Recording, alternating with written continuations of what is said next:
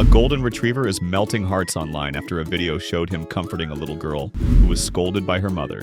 The dog gently nudged her, rested his head on her forehead, and pulled her close, staying right beside her until her tears settled down.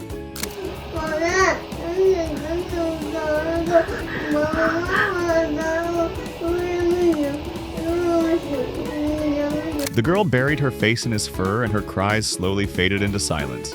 For millions who watched, it was a simple reminder of why dogs are often called the best unpaid therapists. Sometimes the best comfort does not come with words at all.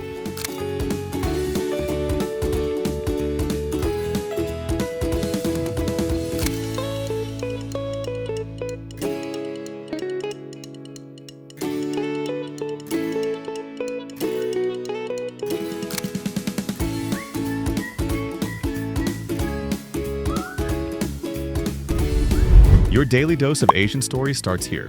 Follow for more.